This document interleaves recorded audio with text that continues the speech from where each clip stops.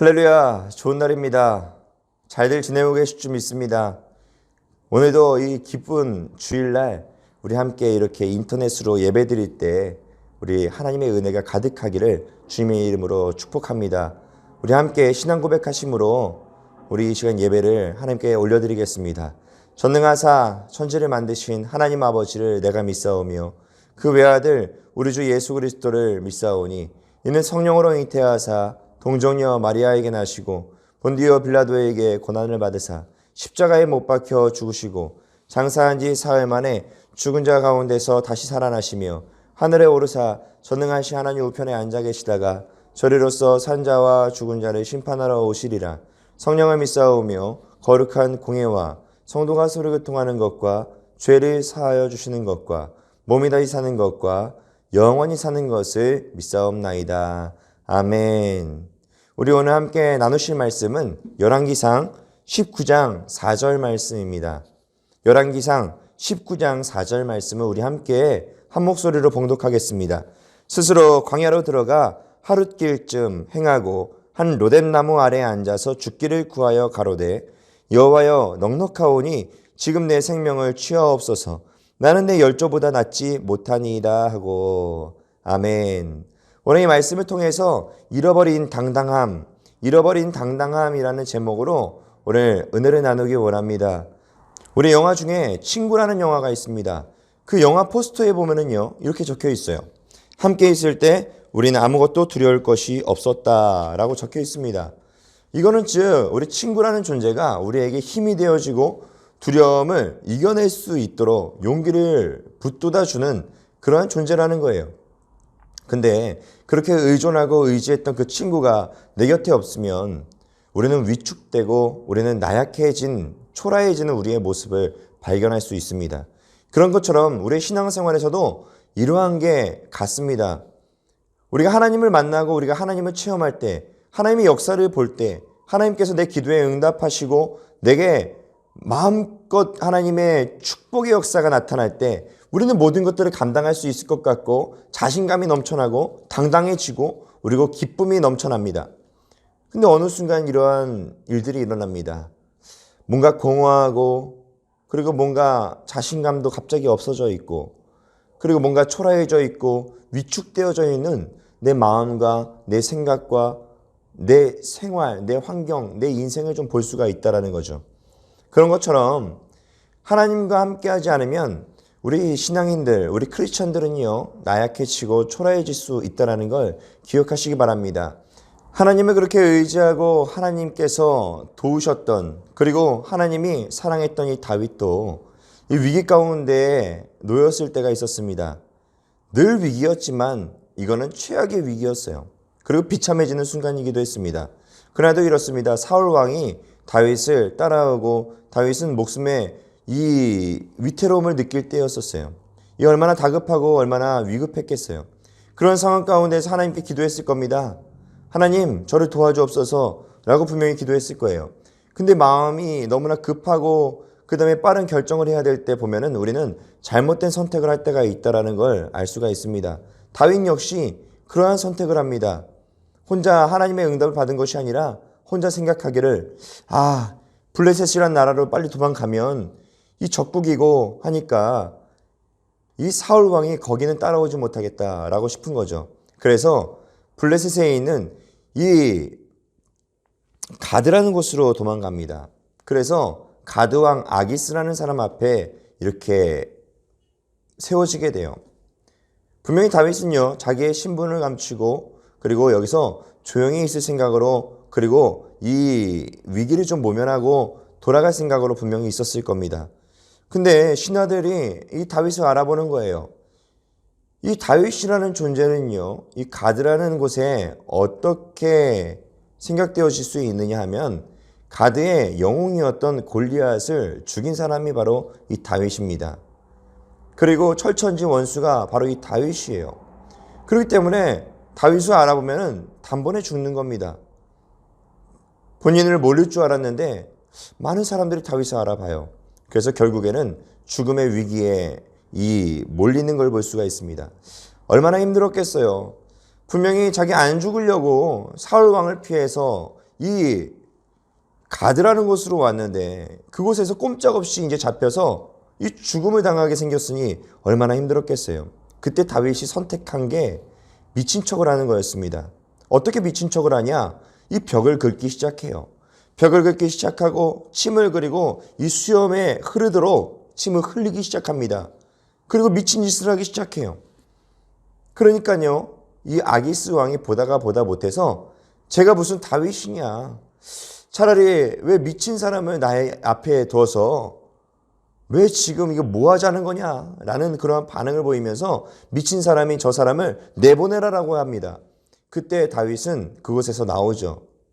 목숨을 건집니다. 나오면서 어땠을까 곰곰이 한번 생각해 보면 좋을 것 같아요. 비참하지 않았을까요? 마음 가운데 내가 살아서 뭐하나? 내가 이렇게까지 살아야 하나? 이러한 생각들로 가득해졌을 것 같아요. 다윗이 이런 상황으로 몰리게 한 이유가 있습니다. 이게 뭐냐면 바로 두려움이라는 거예요. 두려움이요, 우리를 급습하게 되면은 우리 마음 가운데 판단력이 흐려지고 그리고 급한 결정을 하게 되는데 잘못된 선택을 할 때가 많을 수 있습니다. 다윗도 그러한 선택을 한 거예요. 평소 같았으면은 하나님께 늘 부르짖으며 어떻게든 하나님의 응답을 받으려고 애썼을 겁니다. 그러나 갑자기 두려움이 자기 자신을 둘러싸기 시작하니까 하나님은 보이지 않고 빠른 결정과 빠른 선택이 필요할 뿐이라는 거죠. 우리는 보면요, 심리적으로도 그렇다고 합니다.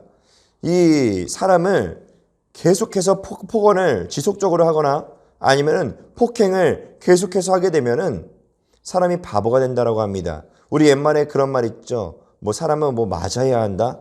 맞아야 말을 잘 듣는다라는 소리겠죠. 이 말을 왜 잘 듣겠어요? 맞다가 보니까 폭력을 행사하다 보니까 이 바보가 되어서 그냥 그게 맞나 보다 그러고 순종하는 거예요. 그 순종이 아니라 그거는 잘못된 것이죠. 그런 것처럼 우리를 두려움으로 사로잡기 시작하면은 우리는 잘못된 선택을 할 수가 있다라는 걸 우리가 알 수가 있습니다. 오늘 본문의 내용도 그런 내용입니다. 엘리야가 두려움에 쌓여져 있는 거예요. 근데 엘리야는 어떤 사람이냐? 엘리야는 대단한 사람이었습니다.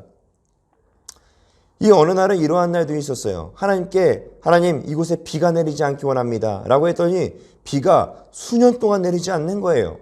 그렇게 하나님의 응답을 받고 하나님의 그 역사, 하나님의 히스토리를 써내려간 그 인물 중에 한 명이 바로 엘리야입니다. 얼마나 대단한 사람인지 몰라요. 이러한 사건도 있었습니다. 바알 선지자들과 이 대결하는 거였었어요. 근데 바알 선지자들과 왜 대결을 하냐? 그 이유는요, 바로 이랬습니다. 그곳에 당시 살고 있었던 이스라엘 백성들이요, 이 바알 신도 섬기고 여호와 하나님도 섬겼습니다. 다시 얘기하자면 이 우상과 하나님을 같이 섬겼다라는 거예요. 그게 마치 유행처럼 이 바알 신이 이 지금 실세야. 그렇기 때문에 우리가 믿는 그 여호와 하나님만 믿을 게 아니라 그 여호와 하나님을 믿지 말라는 게 아니야. 하지만 이 유행하고 있고 이 대단하다고 하는 이 바알 신을 우리가 섬겨야 잘 돼. 그러니까 우리가 함께 섬기자. 이랬던 거죠. 그래서 이 이스라엘 백성이요, 당시에 이렇게 섬겼다라는 거예요. 여호와도 섬기고 이 바알 신도 섬겼다. 바알도 섬기고 여호와도 섬기는 이 이스라엘 백성들을 보다 못해서 이 엘리야가 바알 선지자들과 대결하자고 하는 겁니다. 열왕기상 18장 21절 말씀에 보면은 엘리야가 모든 백성에게 가까이 나아가 이르되 너희가 어느 때까지 둘 사이에서 머뭇머뭇하려느냐? 여호와가 만일 하나님이면 그를 따르고 바알이 만일 하나님이면 그를 따를지니라 하니 백성이 말 한마디도 대답하지 아니하는지라. 아멘. 우리 말씀 보면 그렇게 얘기하고 있다라는 거죠. 만약에 이 대결에서 이기는 신이 바로 진짜 신이다, 진짜 하나님이다 라는 거예요. 그래서 머뭇머뭇하고 두 개의 신을 한꺼번에 섬기는 이상한 행동하지 말고, 그런 거 하지 말고 하나님 한 분을 우리 제대로 섬기자라는 의도죠. 우리 요한계시록에서도 이 같은 맥락의 말씀이 있습니다. 우리 보면은 차갑든지 뜨겁든지 하여라 라고 하며 미지근하면 하나님께서 뱉어버리겠다라는 이 요한계시록 3장의 말씀도 있는 것처럼 하나님께서는요, 절대 싫어하는 게 바로 그런 겁니다. 이것도 좋고 저것도 좋고. 그래서 자꾸 이것저것 하나님과 똑같은 동등선상에 놔둬서 우리가 함께 하려고 하는 거, 그거 절대 좋지 않다라는 겁니다. 그래서 이 대결이 펼쳐져요. 그렇게 해서 바알 선지자들이요, 이 갈멜산에 모입니다. 모였더니 봤더니 450명이나 왔어요. 엘리야 혼자인데. 그래서 대결을 하기 시작하는 거죠. 대결의 내용은요, 이랬습니다. 이 잘 탈 수 있도록 나무를 버려놓는 거예요. 그 나무에 제단을 쌓고, 그리고 그 위에 송아지를 각을 떠서 이 토막 내어서 위에다 올려놓는 거죠. 그리고 자기가 믿고 있는 이 신에게 기도해서 그 하늘로부터 불이 떨어져 이 제단에 있는 이 송아지를 태우면 그게 진짜 신이라는 거예요. 그게 진짜 하나님이라는 거죠. 그래서요, 열심히 450명의 바알 선지자들이 이 나무를 버려놓고, 그리고 나무에 제단을 쌓습니다. 그리고 그 위에다가 송아지를 각을 떠서 위에다 올려놓죠. 그리고 요란하게 기도하기 시작해요. 아침부터 기도하는데 요란합니다. 450명이 기도하기 시작하면 얼마나 요란하겠어요. 춤을 추기도 하고 꽹과리 치기도 하고 여러 가지의 일들을 했을 거라고 생각되어져요. 이 오후까지 넘어갑니다. 그때서도 아무런 일이 없으니까 엘리야가 비아냥거리면서 이렇게 얘기합니다. 야, 너희들 신이 자나보다. 그렇게 얘기하니까 이 바알 선지자들이요, 급해지기 시작하는 거죠. 다급해지니 자기들의 창과 칼로 몸을 해하기 시작합니다. 피를 내기 시작하고 이 자기의 간절함을 계속 호소하는 거죠. 그러면서 기도를 하는데 저녁까지 되었어요. 근데 아무런 일도 일어나지 않죠. 바알 선지자들이 포기합니다. 야, 오늘은 아닌가 보다. 그 다음에 이제 엘리야 차례였습니다. 엘리야가요, 그 바알 선지자들이 이 쌓았던 그 제단들을 다 치워버리고 다시 쌓기 시작하는 거예요. 먼저는 12개의 돌을 찾아와서 12개의 돌로 단을 쌓습니다. 그리고 나서 그 12개의 돌이 쌓여져 있는 그 단 주변으로 도랑을 파기 시작해요. 그리고 그 다음에 나무를 쌓기 시작합니다. 나무를 쌓고, 그리고 그 위에다가 송아지를 각을 떠서 올려놨어요. 그리고 나서 옆에 있는 사람들에게 이렇게 말합니다. 이 통 4개에다가 물을 받아다가 이곳에다가 지금 부어라 라는 거예요. 송아지에다가 부으라 라고 얘기합니다. 그 사람들이요, 어리둥절하면서도 그렇게 얘기하니까 그래 알았다 그러고 가서 통 4개를 구해다가 물을 담아다가 송아지에다가 붓습니다. 근데 아직도 성이 안 찼는지 한 번 더 라고 얘기하는 거죠. 그래서 한 번 더 가서 두 번째 물을 붓습니다. 근데 엘리야가요, 한 번 더 퍼오라고 얘기합니다. 그래서 세 번째 물을 퍼하다가 그 송아지에다가 붓고 나니 송아지도 물에 젖었고 나무도 다 젖었고, 그리고 그 밑에 있는 돌도 젖었고 흙들도 젖어 있고, 그리고 도랑은 물이 가득 찼다라고 하는 걸 성경에서 이야기하고 있습니다. 그 다음에 엘리야가 이렇게 기도합니다. 열왕기상 18장 37절 말씀에 여호와여 내게 응답하소서, 내게 응답하소서. 이 백성에게 주 여호와는 하나님이신 것과 주는 그들의 마음을 되돌이키심을 알게 하옵소서 하매, 이렇게 기도하기 시작하는 거예요. 그랬더니요, 엘리야의 기도가 끝나자마자 하늘에서 불이 떨어져서 이 송아지도 다 태워버리고 밑에 있는 나무도 태워버리고 그 돌도 태워버리고 그 흙도 태워버리고 그리고 그 물들도 다 없애버리는 거예요. 엘리야가 믿고 있는, 우리가 믿는 여호와 하나님이 진짜 하나님이시라는 거죠. 이게 이제는 판명되었습니다. 그러고 나니까 바알 선지자들이요, 이제는 두렵죠. 왜냐하면 이거는 목숨을 건 대결이었기 때문에 그래요. 이 450명의 바알 선지자들이요, 다 칼로 쳐서 죽입니다. 그런데 문제가 터집니다. 이 이세벨이라는 이 왕비가 격분하기 시작해서 이 엘리야를 죽이겠다라고 막 난리가 난 거예요. 눈이 뒤집혀서 이걸 어쩔 줄 몰라 하는 거죠. 근데 그럴 만도 한 게, 이 이세벨이라는 사람은 어디 사람이냐? 바로 여기 보면은 이 시돈 왕의 딸이었다라고 얘기합니다. 이 시돈 왕의 딸이었다. 이걸 왜 당연하다라고 얘기할 수 있냐? 이 시돈이라는 것은요, 바알 신의 이 본산지예요. 바알 신을 섬기는 사람들의 본산지. 다시 얘기하자면 그 나라로 이 바알신을 이끌고 들어온 게 바로 이세벨이다라고 얘기할 수 있다라는 거죠. 이 이세벨이라는 사람이 바알신도 섬기고 그 다음에 여호와도 섬기는 그 유행을 퍼뜨린 사람이 바로 이 이세벨이었다라고 생각해도 과언이 아닌 겁니다. 그렇기 때문에 바알신을 그렇게 믿고 있고 바알신을 자기의 전부라고 생각하고 있는 이 이세벨 입장에서는 엘리야를 죽이고 싶은 거죠. 이 사실을 엘리야가 알자마자 갑자기 두려움으로 확 사로잡히기 시작합니다. 그래서 엘리야는요, 하나님께 묻지도 않고 도망갑니다. 어디까지 도망가냐면 브엘세바까지 도망갔다라고 얘기해요. 브엘세바는 어디냐? 이 남쪽 끝에 있는 게 바로 브엘세바예요. 이 엘리야는요, 북쪽에 있었어요. 북쪽에서부터 남쪽 끝까지 도망갔다라는 거죠. 근데 거기에서 그치지 않고 거기서 1시간 더 밑으로 내려갑니다. 거기에서 하나님 날 죽여주옵소서 이러고 있는 이 엘리야를 발견할 수 있어요. 오늘 열왕기상 19장 4절에 보면은 이렇게 기록합니다. 스스로 광야로 들어가 하룻길쯤 행하고 한 로뎀나무 아래에 앉아서 죽기를 구하여 가로되 여호와여 넉넉하오니 지금 내 생명을 취하옵소서 나는 내 열조보다 낫지 못하니이다 하고, 즉 얘기하자면은 하나님 나 죽여주시옵소서, 내가 이세벨에게 잡혀서 죽느니 내가 하나님 그냥 지금 이 순간에 하나님 곁으로 가는 것이 좋을 것 같습니다. 하나님 저를 데려가 주옵소서 라고 고백하고 있는 거예요. 낙심되어지고 너무나 힘든 거죠. 엘리야의 평생 사명은 여호와 하나님이 유일하신 하나님이십니다 라는 거를 많은 사람들에게 입증하게 하고 그리고 이 관철시키는 게 바로 사명이었습니다. 그것을 했죠. 많은 사람들에게 하나님이 유일하신 분이다 라는 거를 관철시켰어요. 바알 선지자들과의 대결을 통해서 말이죠.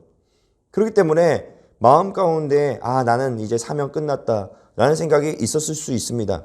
그런 상황 가운데에서 하나님이 상을 주시는 것도 아니고 이세벨이라는 여자를 통해서 목숨의 위협을 가해지고 이 너무나 어려움 가운데 있으니까 죽고 싶은 거죠. 그래서 이 엘리야가 하나님이 그래서 하나님께 이렇게 기도하는 겁니다.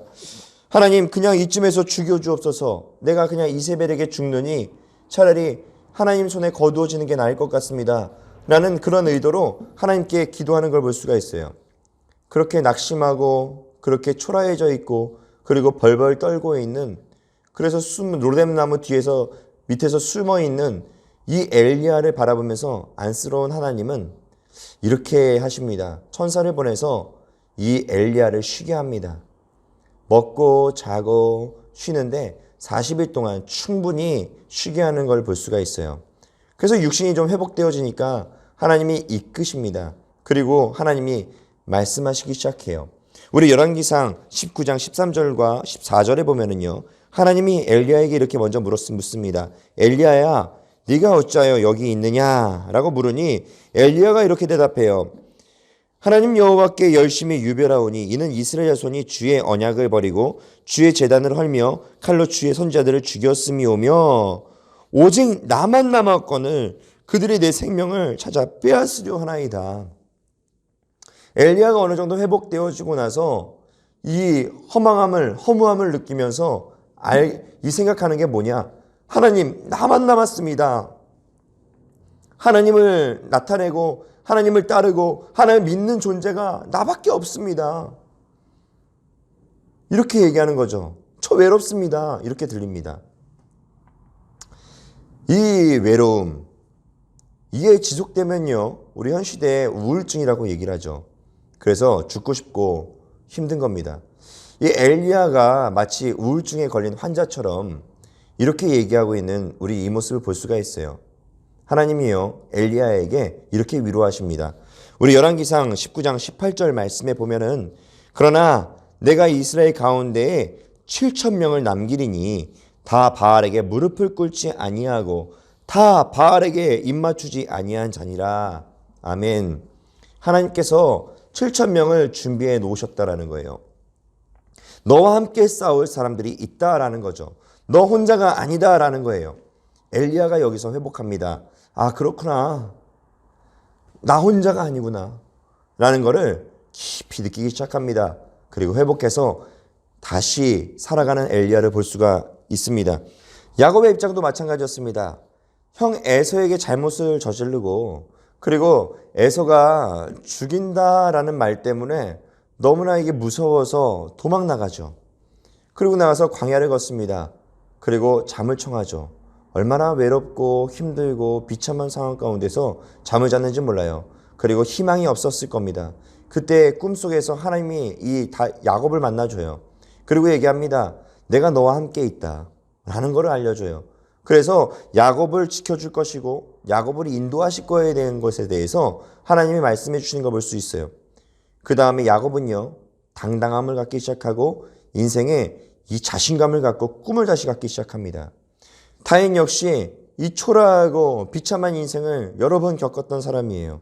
우리가 상상할 수 없을 만큼요. 이 미친 척하면서까지도 살아남았잖아요. 그런 다윗이 깨달은 것이 있습니다. 하나님께 묻는 것이 그게 가장 현명하구나 라는 거예요. 다윗은요, 시편 40편 1절과 2절을 통해서 이렇게 말합니다. 내가 여호와를 기다리고 기다렸더니 귀를 기울이사 나의 부르짖음을 들으셨도다. 나를 기가 막힌 웅덩이와 수렁에서 끌어올리시고 내 발을 반석 위에 두사 내 걸음을 견고하게 하셨도다. 아멘. 우리의 인생을 견고하게 하시는 이는 하나님이십니다. 우리가 초라하고 우리가 비참하고 우리가 위축되어질 때 우리가 해야 될 게 바로 이 하나님께 부르짖는 거다라는 것을 믿으시기 바랍니다. 그래서 우리가 지금 어려운 순간이라면 하나님께 부르짖으시기 바랍니다. 그 자리에서 무릎 꿇고 아니면 그 자리에 앉아서 아니면 그 자리에서 하나님께 부르짖으며 도움을 구하시기 바라요. 하나님은 우리의 부르짖음을 들으시고 우리의 걸음을 우리의 인생길을 견고하게 하시는 이라는 것을 꼭 기억하고 믿으시기를 주님의 이름으로 축원합니다. 하나님께서 한 주간도 하나님께 부르짖는 사람을 외면하지 않으시고 도와주실 것을 믿습니다. 기도하겠습니다. 사랑과 은혜가 많으신 하나님 감사합니다. 하나님께서 아버지 하나님, 하나님을 부르짖을 때 하나님께 도움을 구할 때 하나님 응답하여 주시고 도와주시며 하나님 힘이 되어 주시고 하나님께서 잘되게 하여 주옵소서. 영혼이 잘됨같이 범사가 잘되고 강건해지기를 하나님께서 역사해 주시기를 간절히 소망합니다. 또한 아버지 하나님께 드려지는 모든 예배와 또한 예물 가운데 하나님이 축복 주시고 하나님의 역사가 일어나게 하여 주옵소서. 하나님께서 30배, 60배, 100배의 결실을 맺게 해주실 것을 또한 기대하며 이 위기 가운데서 하나님께서 해방시켜 주시고 또한 구원해 주실 것을 기대하며 예수님의 이름으로 기도드렸습니다. 아멘. 지금은 우리 주 예수 그리스도의 무한하신 은혜와 하나님 아버지의 극진하신 사랑과 보혜사 성령님의 감동감화 인도 축복 내주 교통하심이 오늘 놀라운 교회 이 3월 29일 주일 예배를 드리고 돌아가는 우리 한 분 한 분 머리머리 위에 가정과 생활과 환경과 또한 하시는 모든 일들과 일터와 또한 직장과 또한 사업장 위에 하나님의 축복과 하나님의 도우심이 날마다 일어나기를 간절히 축원하옵나이다. 아멘.